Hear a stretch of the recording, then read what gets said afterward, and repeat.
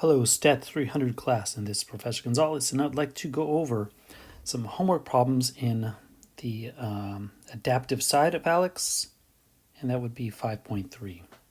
This is, of course, under the title of Chapter 5, Probability on the Adaptive Side of ALEKS. So, we take a look at this. The first question, and what we're taking a look at, some of the topics we're looking at is conditional probability. We're also taking a closer look at independent and dependent events, and also the probability of two compound events using the word and how that ends up multiplying. So let's take a look at this first one. It says, at a local college, 39 of the male students are smokers, and 351 are non-smokers. That sounds a little out of balance. Anyways, of the female students, 150 are smokers and 350 are non-smokers. A male student and a female student from the college are randomly selected for a survey. Got to be careful right there. I think I'm going to put a highlighter on that. A male student and a female student are selected. So the fact that you're selecting a male student and then selecting a female student, these two events are going to be independent from each other so I think what I need to do before I do this problem is lecture on independent and dependent a little bit. So I think I got ahead of myself here. Let's get into some lecture notes here and get down to this particular part right here and talk a little bit about this. So let's start with conditional probability, since that's what my slide says. So conditional probability, here's an example of it. Approximately 15% of adult men in the United States are more than 6 feet tall. So approximately 15% are more than 6 feet tall. Therefore, if a man is selected at random, the probability that he is more than 6 feet tall is 0.15, which is 15%. Now assume that you learn that the selected man is a professional basketball player. With this extra information, the probability that the man is more than 6 feet tall becomes much greater than 0.15, right? Because we even know guards are often more than 6 feet tall. The shortest position on a basketball team would be a guard, right? And usually they're more than 6 feet tall.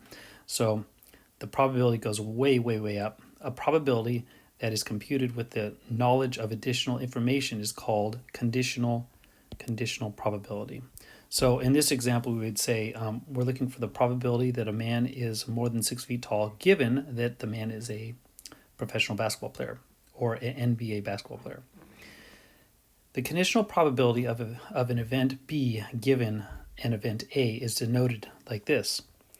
The way we say this is the probability of B given A. So the probability of B given A is the probability that B occurs under the assumption that A first occurred. Okay, and there's different ways to find this probability. If we have a two-way table, we can actually visually see, and I'll show you that. But the formal mathematical equation for this is the probability of B given that A first occurred is going to be in the numerator the probability of A and B, the intersection of those two events, and then the probability of that, divided by the probability of A. And another way that I've found it that's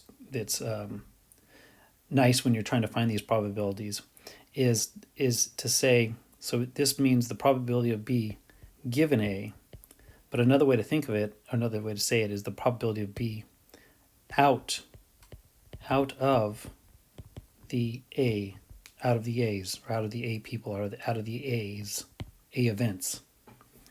Maybe plural is not good there. So the probability of B out of the event A, okay, and when you say it's out of event A, that kind of maybe is telling why it's in the denominator, right? Because when we put something in the denominator, we're usually saying it's out of this certain bit. Let's take a look at something called the general multiplication rule. So the general multiplication rule says the general method for computing conditional probabilities provides a way to compute probabilities for events of the form A and B. If we multiply both sides of the equation of the probability of A, so they're basically saying if you go back here, and if you go back to this formula right here, and you were to, I don't want to muck this thing up too much, but if you went through here and multiplied by the probability of A right up top, the probability of A's would cancel, and you'd have to multiply both sides times the probability of A. And notice what you would get. You would get the probability of A times the probability of B given A equals the probability of A and B. And that is actually our general multiplication rule. If you want the probability of A, and B, it's just going to be the probability of A times the probability of B given that A happened. Okay. I want to take a second to highlight something here. I attached somewhere, let's see, make sure I attached the thing I attached a formula sheet right here. This rule we're talking about right now is called the general multiplication rule. Here it is right here. Oops.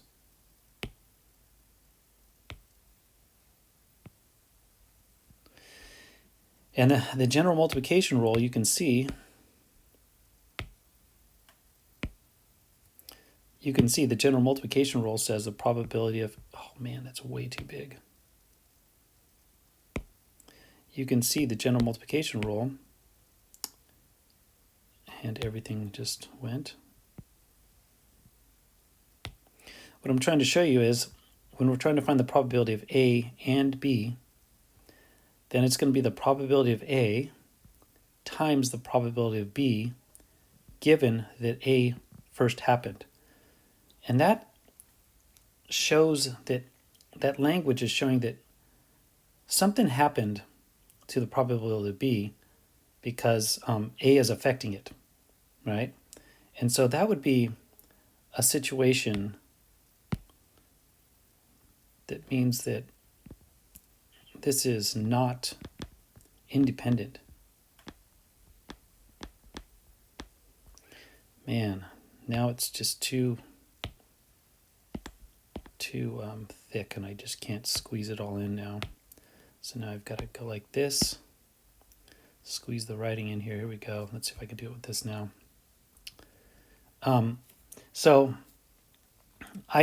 The book didn't put this in here, but I wrote dependent events, which another way to say that is not independent.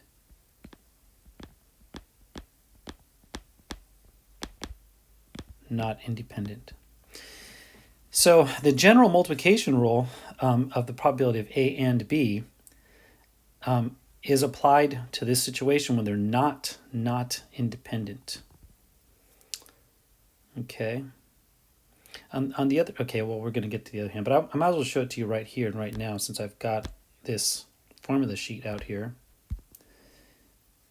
If you look over here, you're trying to do a similar thing, the probability of A and B. But notice the formula is a little bit different, which means I probably should have used a different color. Notice the formula is a little different here.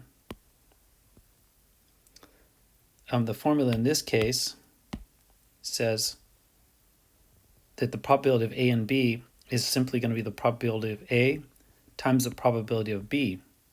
And the reason why it's simplified is because these are independent events, which means that the probability of A does not affect the probability of B, which makes it a little bit easier to calculate, right? They're independent events. Okay, so something that makes this kind of nice, this particular equation, it can actually be used to prove that something's independent. And I think I did that on the adaptive, on the assignment 5.3, assignment side of ALEKS. So here we are. Okay, so let's go back to the notes though. I think I was right there.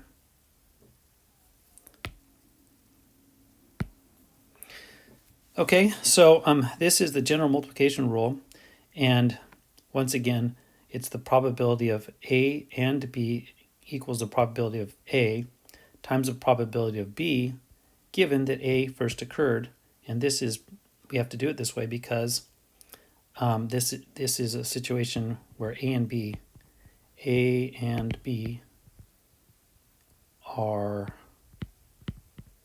not independent.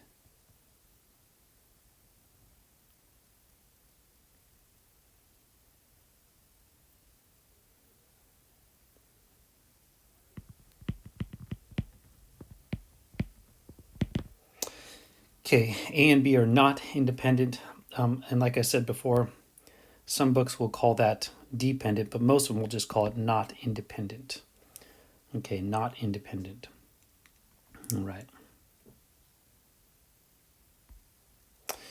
Okay, and then moving on. Let's get this screen a little bit bigger. Moving on. Independence. Okay, so two events are independent if the occurrence of one does not affect the probability that the other event occurs. If two events are not independent, we say that they are dependent. Okay, well, there they go. They're saying dependent. Very often they'll just call it not independent, but not independent means dependent. A college student is chosen at random. The events are being a freshman and being less than 20 years old. So we're trying to figure out, just by the sense of it, we're not using mathematical equations to prove anything, but do you have a sense that these events are independent, or are they not independent or dependent? And here's the answer. It says in blue. These events are not independent. If the student is a freshman, the probability that the student is less than 20 years old is greater than for a student who is not a freshman. So we're saying they are not independent, and maybe it's easier to say, if we're going to say not independent, that's the same thing as saying dependent, right? Use the color here. Not independent.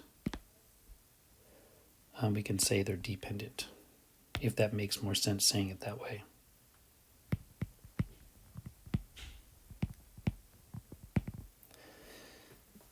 Okay, so if they're not independent, they're dependent on each other, which means that the probability of one is going to affect the probability of the other. And you can see how that would be. If a student is a freshman, the probability that the student is less than 20 years old is greater than for a student who is not a freshman. Makes sense. The next one, a college student is chosen at random. The events are born on Sunday and taking a statistics class. Do you think the probability that someone's born on Sunday affects the probability of taking a statistics class? And probably most people would say no. And so because it is no, you're going to say, well, therefore, these two events are independent because one does not affect the other. So now we've got the multiplication rule, which, remember, it's the same rule we had before. Let me just make sure I'm using my same colors just to be consistent on the notes. So the general multiplication rule for dependent or not independent, I used yellow. So I will go to this pink color for when they are independent events. So when they're independent events,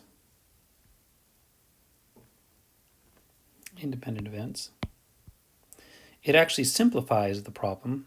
So the probability of A and B is going to be just the probability of A times the probability of B, and since they're independent, we don't have to have a condition, probability B given A happened, because A can't affect B. So it simplifies the problem.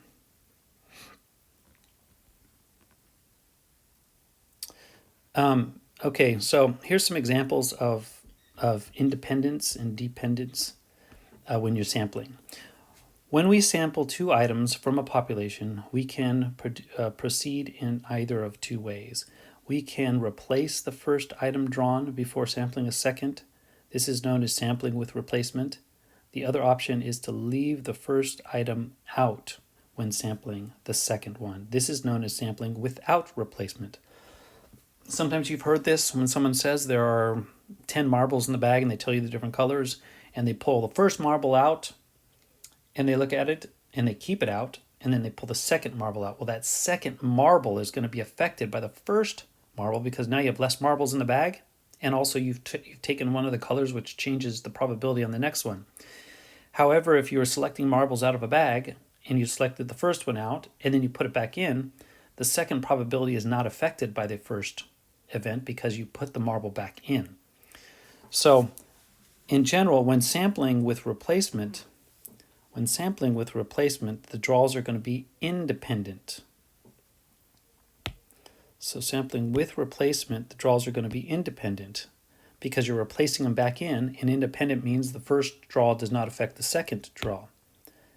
On the other hand, when sampling without replacement, you're taking it out and not putting it back in, the draws are not independent, also known as, also we can call these dependent.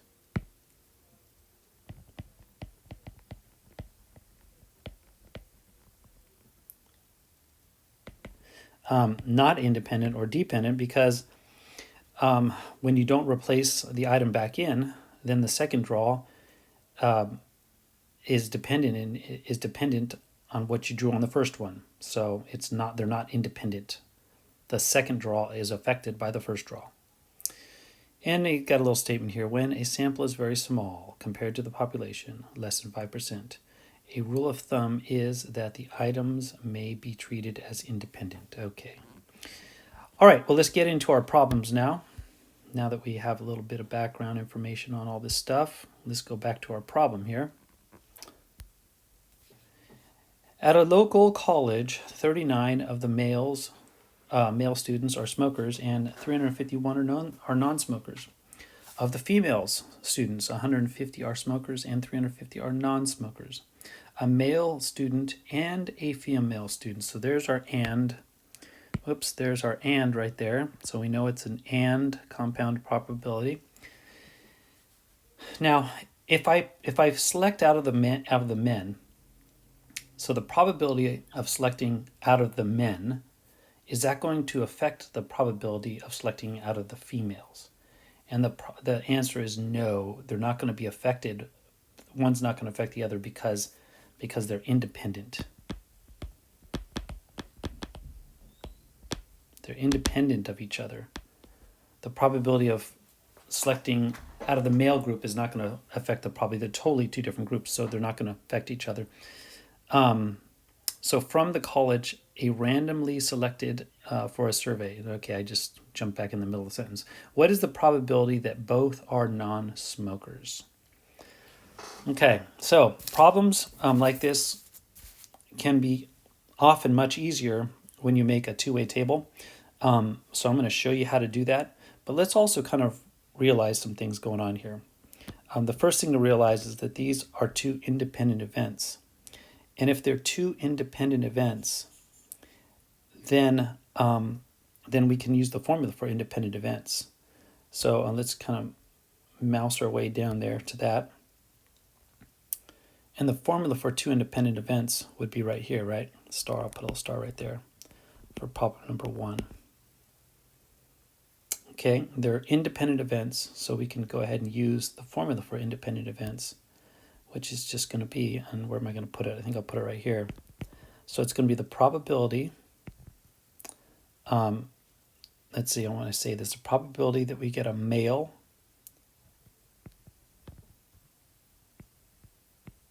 I'm going to run out of space if I do too much here. Male non-smoker and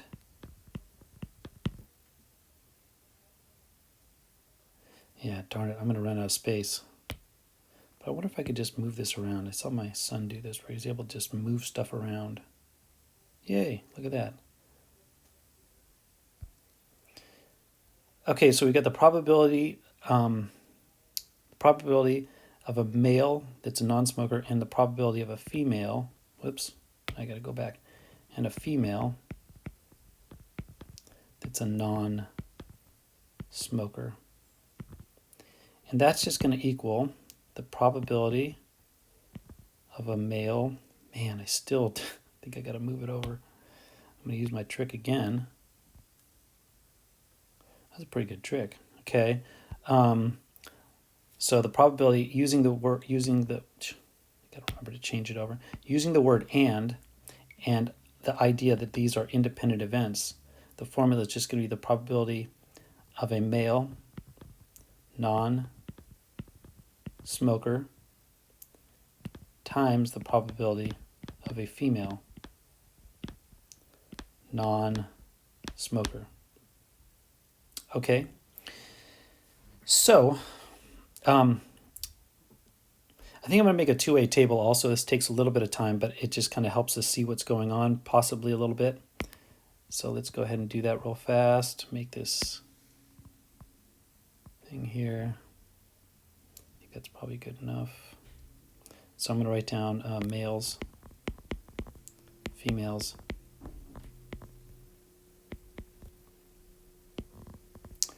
and we've got smokers. We've got non-smokers.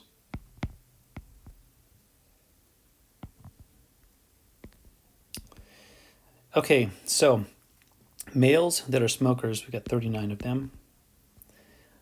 Males that are smokers, we have 39 of them. Males that are non-smokers, there's a lot of them, 351 of them. Females that are smokers, got a bunch of girls smoking, 150, and then female non-smokers, that would be 350. Okay, we want to add these totals up here. So let me use red, I guess, on this side. So notice when we add up all the males, total males, I'll put it right here, and that's going to be 390. And total females, that's 500.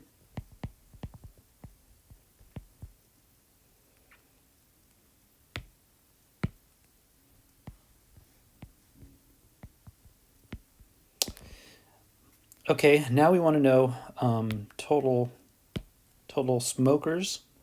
That would be 39 plus 150, which is 189. And total non-smokers, which is 351 plus 350, which is 701. And this total right here is actually going to check both. If I add up the red, which would be males and females, I'd get 890. And if I add up the green, which is the smokers and non-smokers, I get 890. So that's a good check that is my total.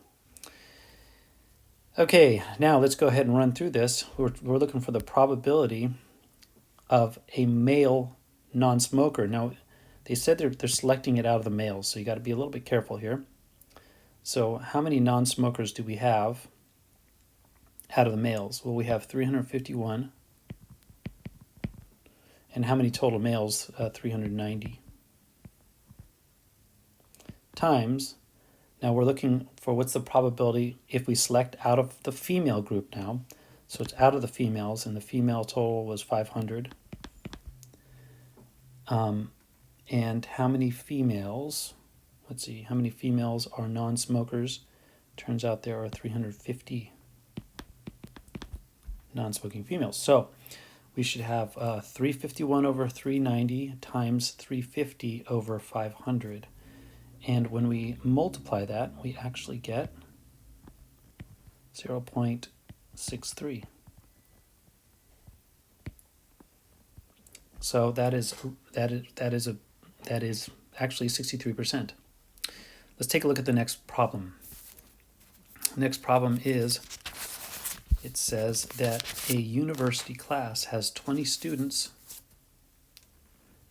Class has 20 students. 10 are accounting majors, 3 are psychology majors, 7 are business majors. The professor is planning to select 2 of the students for a demonstration.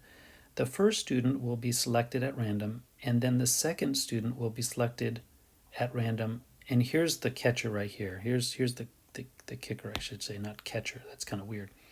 So the second student will be selected at random. Here's the part, from the remaining students. That's really what I need to really highlight, that part. From the remaining students. Okay, think about the language of that. you're going to select, so it says, once again, so the professor is planning to select 2 students for a demonstration. The first student will be selected at random, and then the second student will be selected at random from the remaining. That means they didn't replace the student back in.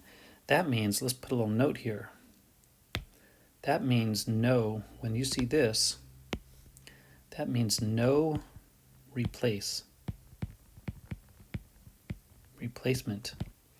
And what did we say no replacement means? No replacement means the events are what? No replacement, right? No replacement, the events are not independent.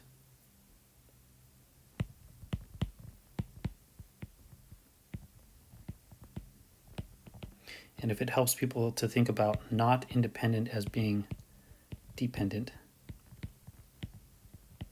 that would be okay to think of it that way also.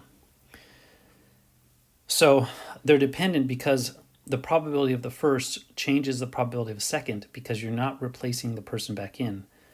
They're taking a random selection from the remaining, which means they did not put them back in. Okay, so because of that, because it's not independent, which, and also remember what we're looking for. How much space do I have? Not too much. We're looking for the probability that we get a business major and a business major. But remember, no replacement, so the 2 events are not independent. Let's look up and with not independent.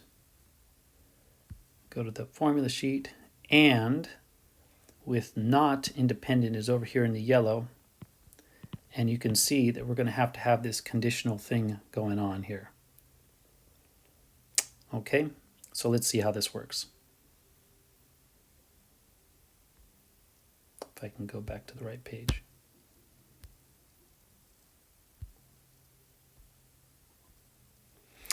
Okay, so this is going to be, it says it's going to be so this equals the probability of a business major times the probability of a business major given that you first got a business major. Let's see how that would work. What's the probability that you get a business major? Well, how many business majors are there? Let's see, where is it at? And there are 7, here it is, and 7 are business majors. So it's going to be 7 out of the total. And how many are total? It said 20 students, right? Now we need to multiply that by the probability that you get a business major given that you first got a business major, okay? So what would that be?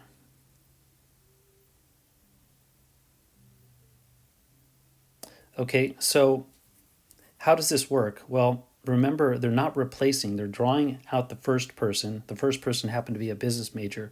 So how many business majors do you have left? You only have 6. And how many total people have in the class if they didn't put that first business major draw back in? You'd have 19. So if you multiply 7 20ths times 6 19ths, you get approximately 0.110526. And it said to please don't round intermediate values, but please round your final answer to 3. There it is right there, 3 decimal places. So our answer is approximately, let's see, 1, 2, 3, and that's 5 or greater, so 0.111. That's nice. Let's look at number 3. Number 3 says, an urn contains 8 green and 9 white balls. 5 balls are randomly drawn from the urn in succession with replacement. Oh, okay, let's take a note on that. With replace.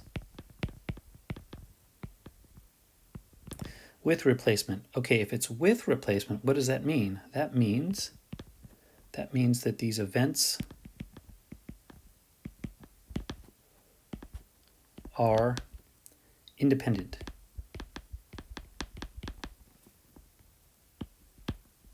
Oops. trying to keep this thing from bouncing. Independent. So these events are independent. And remember, what formula do we use when we're looking at independent events? Independent events are over here in pink. So the probability of A and B is just going to be the probability of A times the probability of B. So let's go back to this problem. What are we looking for? So it says 5 balls are randomly drawn from the urn in succession with replacement. That is, after each draw, the selected ball is returned back to the urn. What is the probability that all 5 balls drawn from the urn are green? So basically what we're looking for is the probability of green, and this is a little bit painful, green, and so there's going to be these ands in between. And how many are we drawing? 1, 2, 3, 4, 5. There we go. So the formula just says when you're using the probability, using the connected word and, you're just going to multiply the probabilities. And since they're independent, you don't have to use that conditional piece to it. So it's just going to be the probability of green times the probability of green. Notice we're multiplying the same number or same answer over and over again. So couldn't we just use exponents? 1, 2, 3, 4, one more, 5. So what's the probability of getting a green? Well, the probability of getting a green is going to be, there are 8 greens out of a total of 9 plus 8, 17. And I can write that 4 more times and multiply all 5 of them, but that is just an exponent, right? So that's 8/17 to the 5th power. So that gives me approximately 0.023078. And it says to please round this to the nearest 3 places. So we go 1, 2, 3, and look to the right, and it is 0.023. Next problem. 10 balls numbered from 1 to 10 are placed in a bag. Some are white and some are gray, as shown below. So answer the following questions. Part A. How much space do I have here? Good. Part A. I'm going to do part A up here.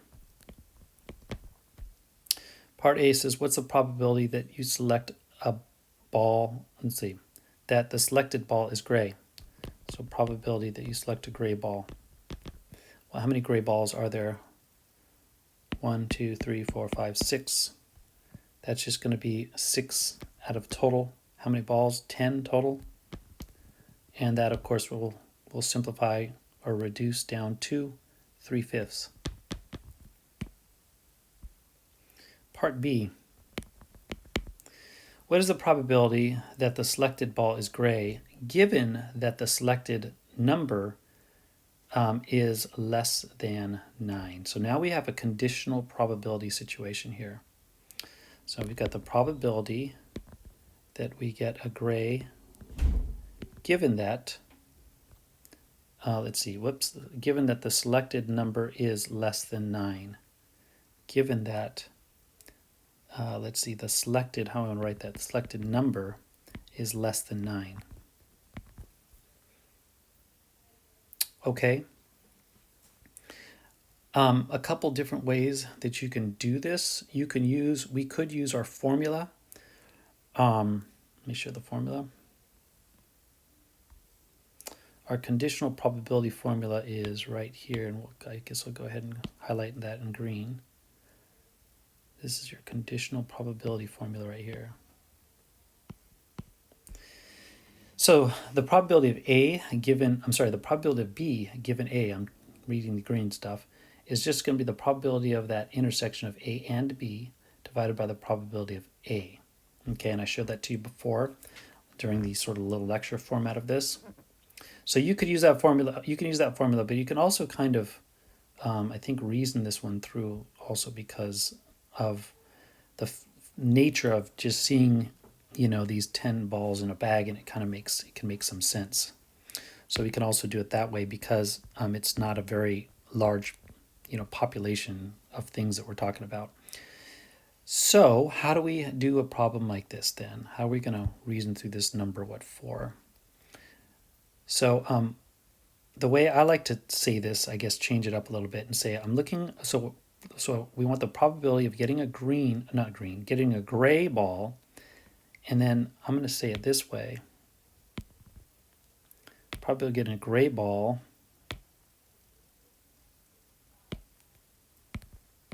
out of the out of the numbers that happen to be less than 9. So what numbers are less than 9? So I'm looking for the probability that I select a gray ball out of the numbers that are less than 9. Let's list them. Well, that's just going to be 1, 2, 3, 4, 5, 6, 7, 8. 9 is not less than 9, so it's just 1 through 8. So that literally means I can, when I'm doing this conditional probability problem, looking for the probability of selecting a gray ball out of numbers less than 9, so 10 doesn't count and 9 doesn't count. So what's this probability going to be? How many gray balls do you have that are out of the numbers that are less than 9? Let's count them up. 1, 2, 3, 4, 5, 6. There's 6 out of how many possible? What's our sample space? And there happens to be 8. So the probability of selecting a gray ball out of the balls that have numbers that are less than 9 is going to be 6 out of 8, which will simplify, reduce down to 3/4. And that's your answer. Let's take a look at the next one. Next, problem number 5, it says local parents and their children were invited to the grand opening of a daycare center. Each of the 131 attendees got to spin a wheel to win a prize. The table below summarizes the data on the attendees and their prizes. Okay, so with something like this, like I said before, it's probably a good idea to sum up these pieces, because usually it comes into play and it kind of just helps with organization. Let's see, let's do this. Continue that line a little bit. This one, it gets a little bit, didn't give us a lot of space to work with here. Okay, so I'm going to first add up the parents. I've got 14 parents that anyways, chose pencil, and 14 here. 14, 28, and 32. If I add up all those, I have a total of 74 parents at this grand opening. Now children, we had 9, 37, and 12, or 11 rather, so that's going to be 57 children. So I'm going to do the grand total down here. And when I add up 74 plus 57, I get 131. Okay, let's go ahead and add up these totals down here, and we'll do these in green.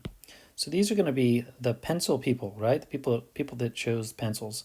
We got 14, we got 14 plus 9, which gives us 23. We've got 28 plus 37, which gives us 65. We add up 23 plus 60, we got one more. We've got 32 plus 11, which gives us 43.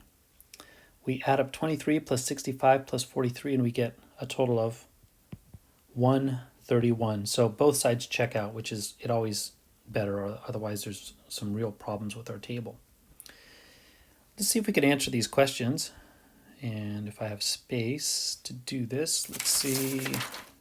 This is what, number 5. I'm just trying to plot this out so I have space to operate. Not a lot of space. So I think A has to go up here.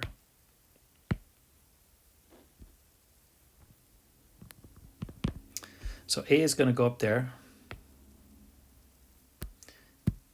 Okay.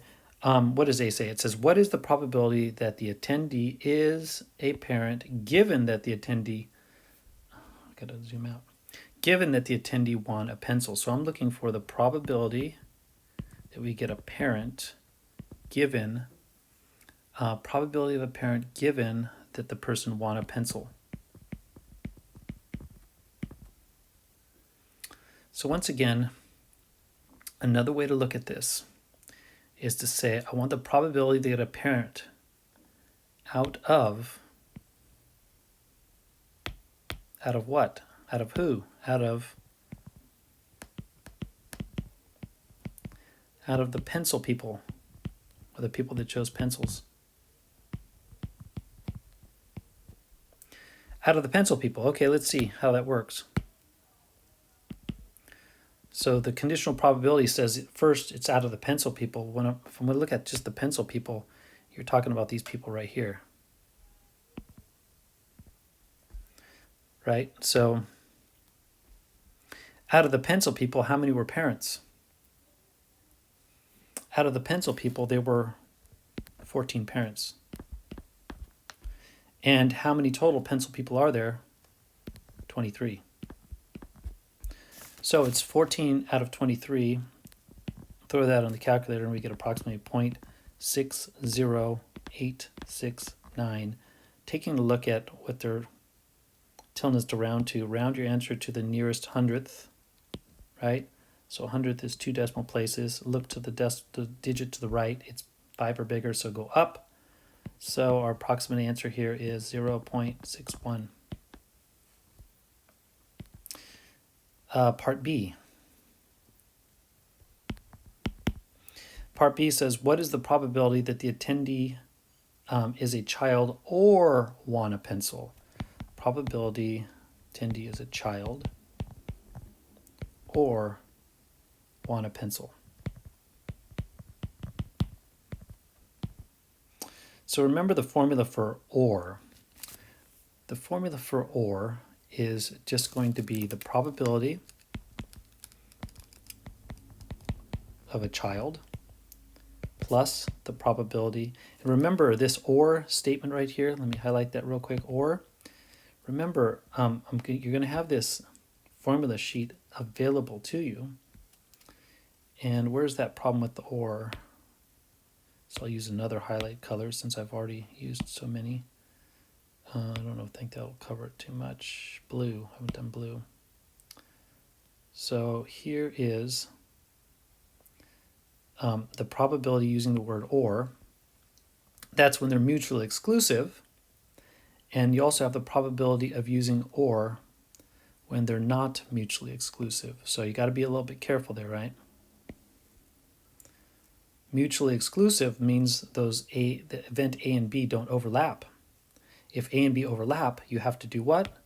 You have to subtract out that overlap because you double counted that overlapping information. All right, let's go back and see what's going on. Let's see if it's going to be a general addition rule where the overlap has to be subtracted out, or if it's a general addition rule where you don't have to subtract it out. And even if you used this formula when it was mutually exclusive, you'd be subtracting out 0, so it shouldn't affect your problem if you did it right. Let's go back up here. Where was I at? It's right here. Come on, go. Don't delete, that would be bad. So now we have the probability of a child plus the probability that someone gets a pencil. And if we have overlap, that means, do you have any, is it possible to have the event that a child selected pencil? And yeah, that's happening right there. So that is your piece that you're going to inevitably double count by accident. So that would be the probability of the child and pencil that must be subtracted out. Okay, we're not going to have a lot of space here, but let's see what we can do. What's a probability that you get a child? Well, how many children are there? Total. There are a total of 57 children out of a total of how many people? 131. What's the probability of getting a pencil? Well, how many pencils are there? There's a total of 20. Wait, did I say the wrong thing? Oh, shoot, it wasn't a pencil. Look at this. Probability that Cindy is a child or won a cup. Dang it. So I got to go through and just change these to cup, win a cup. And that's a win a cup, and that's win a cup. So it's a probability that it's a child or wins a cup. So probability of a child, probability that you win a cup. And that's an L, that doesn't say cup then. And probability of a child and wins a cup. Okay. So what's the probability that a person wins a cup? Well, let's see. How many people win a cup? 65 of them win a cup. That's 65 out of how many total people? 131. Now we have to subtract out if we have an overlapping group, right? So what I'd like to do is I would like to erase this color right there, and I'd like to use some highlighting to hopefully get your eyes to see something. So we're doing the probability of a child goes through this range right here, right? And that's where that 57 came from. And then we'll do probability of a cup, which is this group right here. And that's where that 65 came from, down there, the total. And now we're looking for the probability of a child and cup. Well, that's the intersection.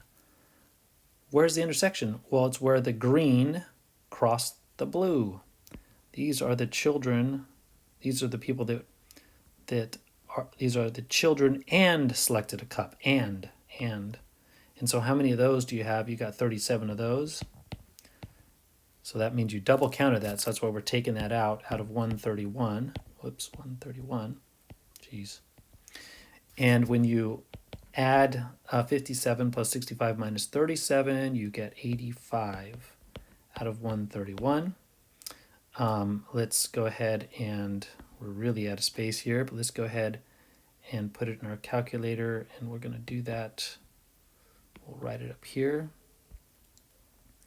Put it in the calculator. We end up getting, this is not the answer for part A. The answer for part A was 0.61.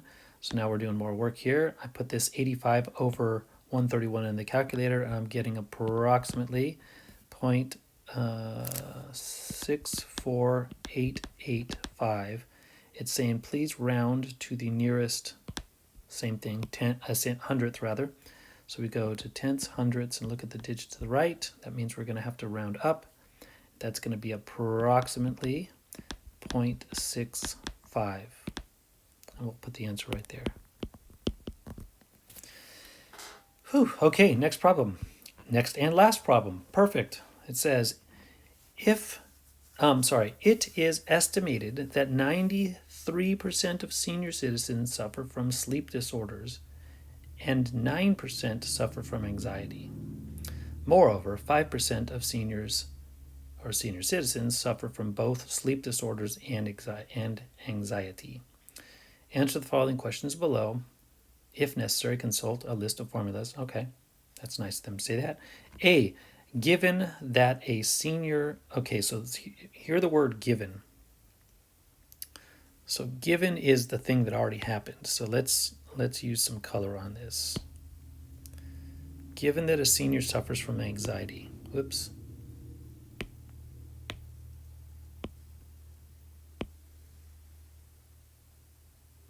There's the given part. So if I were to write my probability problem, that given part is going to go right here. Okay, let's continue with the reading. Given that a senior citizen suffers from anxiety, what's the probability that he or she also suffers from sleep disorder? So the question is, and I can't fit all these words in here, okay, what's the probability that a senior citizen suffers from a sleep disorder given that the senior suffers from anxiety? And I just should have made these bigger.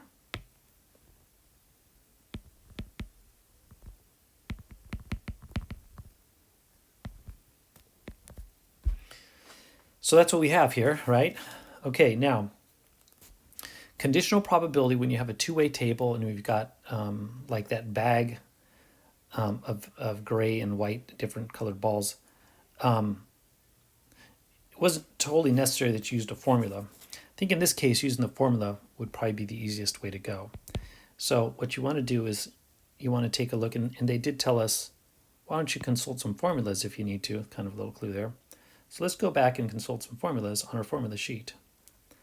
And there it is in green, our conditional probability formula. It says the probability of B given A is going to be the probability of A and B over the probability of A, and that A is going to be the conditional part that goes on the bottom. Okay, so let's see if we can make that happen. Let's get on back on up where we were, which actually wasn't that far, just one page up. And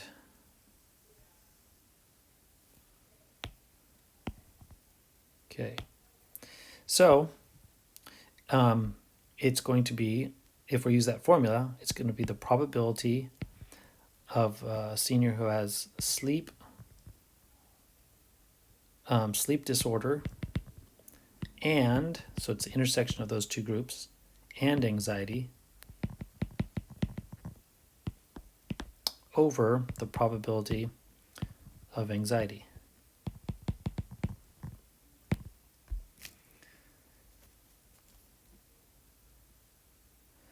Okay, so notice the "and" word. Probability that the senior suffers from sleep disorder and anxiety. Suffers from, okay, here we go. 5% of seniors suffer from both sleep disorder and anxiety. So that's actually the answer. That's actually the probability of that. So that's just going to go up top. So that's just going to go up top in our problem, 0.5. Just write the rest in black here, just so you can see this is equal. There's the numerator. Now I need to know the probability of anxiety, and they told us it is estimated at 93, blah, blah, blah, and 9%, there it is right there, and 9% suffer from anxiety. So we know that the probability of suffering from anxiety is going to be 9%, which is just 0.09. Yeah, I just messed up. I can just see I messed up this numerator here. So remember 5%, move the decimal to the left 2 places, is going to be 0.05. If I get this pen to work, 0.05, there we go, that's better. So 5% is 0.05, 9% is 0.09, and when we divide using our little calculator, we end up getting approximately 0.5 repeating. It does say that they'd like us to round answers to, let's see, where does it say? There it is, 2 decimal places, okay. So 2 decimal places and look over 5 or greater. So this is approximately going to be 0.56. There's a place to put this? Nope, just right there. Okay, so this is part A. I guess I'll put it right here. 0.56 is the answer for part A. Now part B, and I'm out of space, says find the probability that a senior citizen suffers from anxiety given that he or she has a sleep disorder, round to 2 decimal places. So this one, and I think I'm just going to highlight or zoom in right here and try to just use a smaller pen size. And so this is B we're working on, and this is going to be the probability of anxiety given sleep disorder. Yeah, that's going to compress. This is better notation. Okay, so now we've got, remember the formula is the probability of anxiety and sleep disorder over the probability of sleep disorder. Well, let's see. What's the probability of anxiety and sleep disorder? And we already looked that one up. I might as well continue with the same coloring that I used on that one. Probability of anxiety and sleep disorder is right there. So the numerator is going to be 0.05. and the probability of a sleep disorder. Did we have that on? Nope, we didn't even use that information yet. So we can find a new color. I got to zoom out. There it is. We'll use another color here. We haven't used red.